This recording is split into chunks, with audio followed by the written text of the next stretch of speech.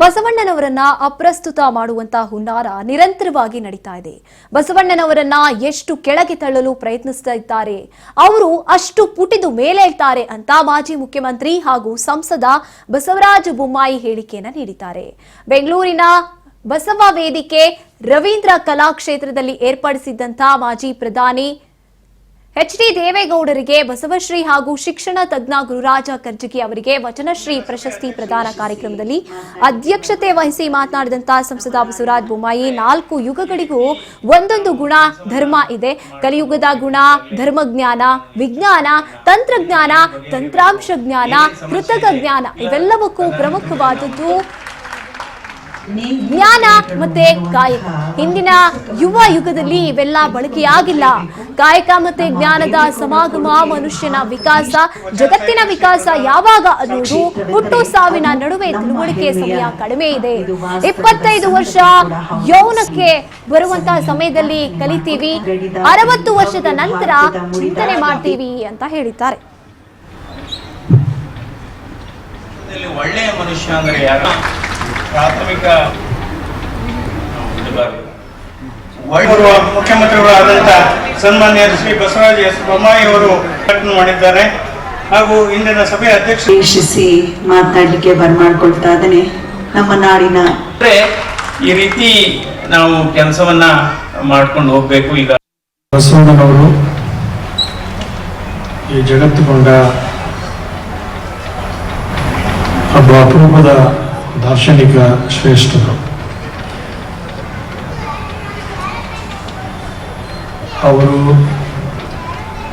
ನಡೆಯೊಂದು ಪರಿ ನುಡಿಯೊಂದು ಪರಿ ಎನ್ನುವ ಮಾತಿಗೆ ತಿಲಾಂಜಲಿಯನ್ನು ಕೊಟ್ಟಂಥವರು.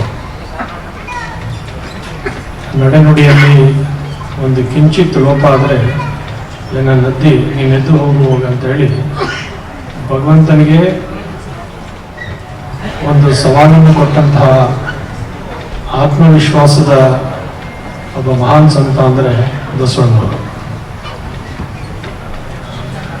ಅವರು ಕೇವಲ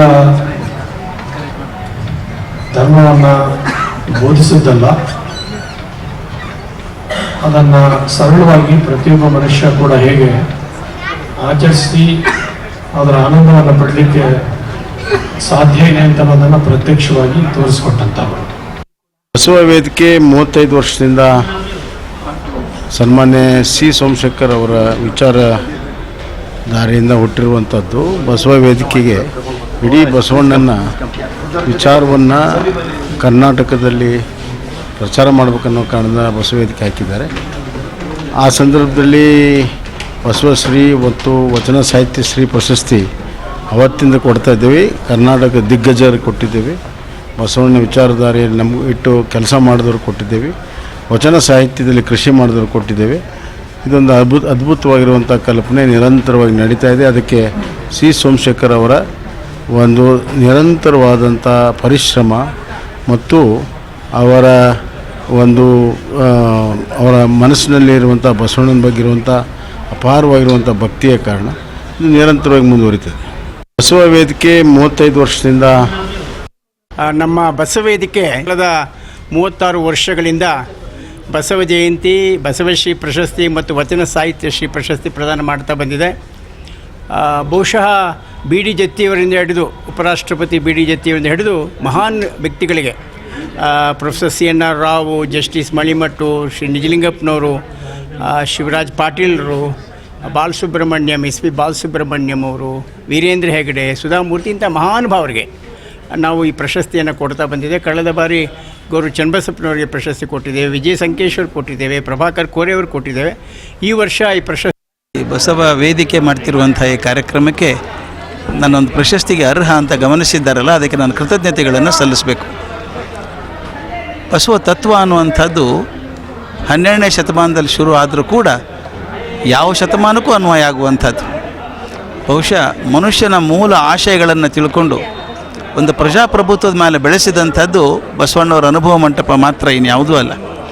ಅದರಿಂದ ಅಂಥ ಬಸವ ತತ್ವನ ಪ್ರಸಾರ ಮಾಡುವಂಥ ಬಸವ ವೇದಿಕೆ ಈ ಪ್ರಶಸ್ತಿ ನಾನು ಕೊಡಮಾಡಿದ್ದು ನನಗೊಂದು ಜವಾಬ್ದಾರಿ ಕೊಟ್ಟಿದೆ. ಇನ್ನಷ್ಟು ಆಳವಾಗಿ ವಚನಗಳನ್ನು ಅಧ್ಯಯನ ಮಾಡೋಕ್ಕೊಂದು ಅವಕಾಶ ಮಾಡಿಕೊಟ್ಟಿದೆ. ಇವತ್ತು ಬಸವ ವೇದಿಕೆ ವತಿಯಿಂದ ಬಸವ ಜಯಂತಿ ಕಾರ್ಯಕ್ರಮ ತುಂಬ ಅಚ್ಚುಕಟ್ಟಾಗಿ ನೆರವೇರಿದೆ. ನಮ್ಮ ರಾಷ್ಟ್ರದ ಪ್ರಧಾನಮಂತ್ರಿಗಳಾದಂಥ ಶ್ರೀಯುತ ದೇವೇಗೌಡರಿಗೆ ಬಸವಶ್ರೀ ಪ್ರಶಸ್ತಿ ಹಾಗೂ ವಚನಶ್ರೀ ಪ್ರಶಸ್ತಿಯನ್ನು ನಮ್ಮ ಗುರುರಾಜ್ ಕರ್ಜಗಿ ಅವ್ರಿಗೆ ನೀಡಿರೋದು ನಮ್ಮೆಲ್ಲರಿಗೂ ಸಂತೋಷ ತಂದಿದೆ ಮತ್ತು ಭಾಳ ಖುಷಿ ತಂದಿದೆ. ಬಸವ ವೇದಿಕೆ ಕಾರ್ಯಕ್ರಮ ತುಂಬ ಅಚ್ಚುಕಟ್ಟಾಗಿ ನೆರವೇರಿ ಎಲ್ಲರೂ ಪಾಲ್ಗೊಂಡು ಈ ಕಾರ್ಯಕ್ರಮ ಒಂದು ಸಕ್ಸಸ್ಫುಲ್ ಆಗಿ ನೆರವೇರಿದ್ದು ನಮ್ಮೆಲ್ಲರಿಗೂ ಹರ್ಷ ತಂದಿದೆ. Thank you. ಇವತ್ತು ಬಸವ ವೇದಿಕೆ ವತಿಯಿಂದ ಬಸವ ಜಯಂತಿ ಕಾರ್ಯಕ್ರಮ ತುಂಬ ಅಚ್ಚುಕಟ್ಟಾಗಿ ನೆರವೇರಿದೆ. ನಮ್ಮ ರಾಷ್ಟ್ರದ ಪ್ರಧಾನಮಂತ್ರಿಗಳಾದಂಥ ಶ್ರೀಯುತ ದೇವೇಗೌಡರಿಗೆ ಬಸವಶ್ರೀ ಪ್ರಶಸ್ತಿ ಹಾಗೂ ವಚನಶ್ರೀ ಪ್ರಶಸ್ತಿಯನ್ನು ನಮ್ಮ ಗುರುರಾಜ್ ಕರ್ಜಗಿ ಅವ್ರಿಗೆ ನೀಡಿರೋದು ನಮ್ಮೆಲ್ಲರಿಗೂ ಸಂತೋಷ ತಂದಿದೆ ಮತ್ತು ಭಾಳ ಖುಷಿ